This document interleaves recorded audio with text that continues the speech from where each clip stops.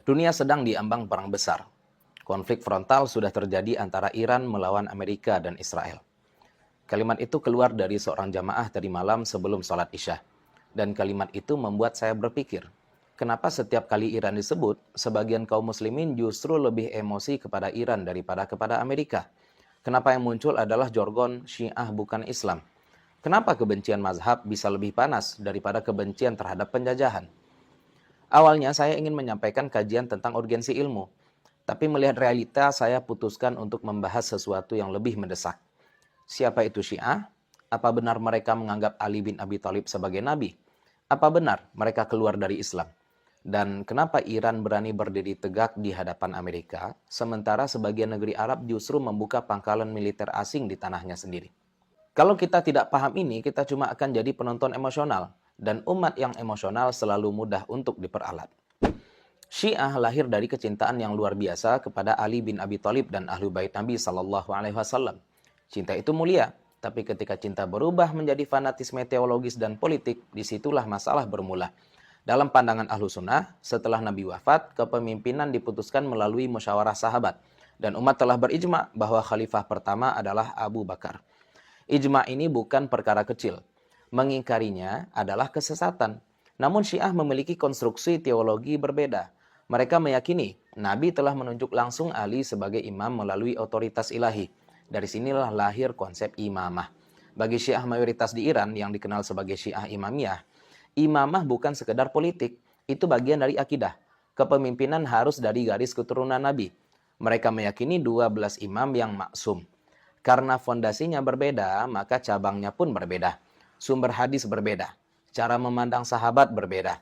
Sebagian hukum fikih berbeda. Mereka tetap mengakui sholat yang 5, tapi selalu dijamak dalam 3 waktu. Mereka membolehkan nikah mut'ah, karena menurut mereka tidak pernah dinasakh. Dalam perspektif Sunni, ini penyimpangan serius. Tapi kita harus jujur secara ilmiah. Tidak semua yang sesat itu kafir. Mu'tazilah sesat, Mujasimah sesat, Qadariyah sesat, tapi mereka tetap muslim. Syiah Imamiyah yang merupakan mayoritas oleh banyak ulama dikategorikan sebagai ahli bid'ah yang tidak keluar dari Islam. Bahkan ada cabang Syiah yang paling dekat dengan Sunni, yaitu Zaidiyah. Mereka tidak meyakini kemaksuman imam, tidak memiliki konsep 12 imam gaib. Fikihnya pun lebih dekat kepada Sunni. Yang sering membuat panas itu sebenarnya bukan Imamiyah, tapi kelompok ekstrim Syiah, yaitu sebagian arus dalam Ismailiyah dan kelompok Batiniyah radikal. Ada yang sampai menisbatkan sifat ilahiyah bahkan kepada Ali. Itu jelas kufur, di luar Islam. Tapi mereka minoritas, jangan digeneralisir. Artinya apa? Artinya realitas itu kompleks, tidak bisa disederhanakan dengan satu kalimat Syiah bukan Islam. Pertanyaan berikutnya, kenapa Iran berani melawan Amerika? Jawabannya bukan semata teologi, tapi ideologi politik dan kedaulatan. Sejak revolusi 1979, Iran memilih jalur konfrontasi terhadap hegemoni Barat. Mereka rela disangsi puluhan tahun. Ekonominya ditekan, tapi mereka tidak mau tunduk. Sebagian negeri Arab memilih jalan berbeda. Keamanan ditukar dengan aliansi militer. Itu pilihan politik. Tapi sebagai Muslim, tidakkah kita merasa janggal ketika melihat negeri Islam justru menjadi pangkalan militer asing? Dan tidakkah kita merasa bangga saat ada yang tegak melawan penindasan? Ini yang penting. Syiah adalah aliran sesat menurut Ahlus Sunnah, tapi mayoritas mereka bukan kafir. Sementara kekufuran ideologi Zionisme dan hegemoni sekular imperialis itu bukan khilafiyah.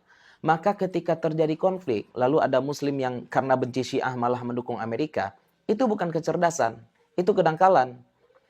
Kita boleh berbeda mazhab, kita boleh mengkritik teologi Syiah, kita boleh menyebutnya sesat dalam batas ilmiah. Tapi jangan sampai kebencian mazhab membuat kita kehilangan kompas. Musuh utama umat hari ini bukan perbedaan manhaj. Musuh utama umat adalah kezaliman dan penjajahan. Kalau ada dua pihak berperang, satu muslim, satunya punya sejarah panjang menindas dunia Islam, lalu Anda malah berdiri di barisan itu hanya karena benci manhaj. Have you lost your mind?